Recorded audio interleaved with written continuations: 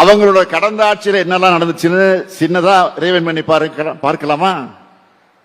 கொஞ்சம் ரீவைண்ட் பண்ணி பாருங்க, கொஞ்சம் ரிவர்ஸ்ல போய் பாருங்க. அவங்க ஆட்சியில் என்ன நடந்துச்சு 10 வருஷத்துல. 3 வேளாண் சட்டங்களுக்கு எதிராக நாடு முழுக்க உழவர்கள் போராட்டம் நடந்தப்போ அவங்க அந்த போராட்டத்தை இழிவுபடுத்தி பேசினாங்க. அது இன்றைக்கு எதிர்க்கட்சி தலைவராக இருக்கக்கூடிய அன்றைக்கு முதலமைச்சராக இருந்த எடப்பாடி பழனிசாமி பேசினார். காவேரி நீர் உரிமையை பெறவும் உச்ச நீதிமன்றத்தில் உறுதியான வாதங்களை எடுத்து வைக்கல.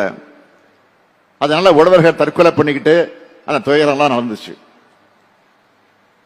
இலங்கை தமிழர்களுக்கும் முஸ்லிம்களுக்கு எதிரான குடியுரிமை திருத்த சட்டம் அதிமுக ஆதரிச்சு வாக்களிச்ச ஒரே காரணத்தால் தான் அது நிறைவேறிச்சு. நாடு முழுவதும் பெரும் போராட்டங்கள் பத்தி எரிஞ்சுது. ஏன் ஜிஎஸ்டிக்கு தலையாட்டி நம்ம அரசோட உயிர் மூச்சான வரி விதிப்பு உரிமையும் போச்சு. தூத்துக்குடி துப்பாக்கி சூடு, சாத்தான்குளன்னு பொதுமக்களே கொண்டு குவிச்சாங்க. ஏன் இதையெல்லாம் இப்ப நினைவுபடுத்துறேன்னா, அப்படிப்பட்ட 2 ஆட்சியிலிருந்து 4 ஆண்டுகள்ல நம்ம விடியல் ஆட்சி எப்படிப்பட்ட மாற்றத்தை நிகழ்த்தி காட்டியிருக்கோம்னு நீங்க கம்பேர் பண்ணி பார்க்கணும் என்பதற்காக தான் சொன்னேன்.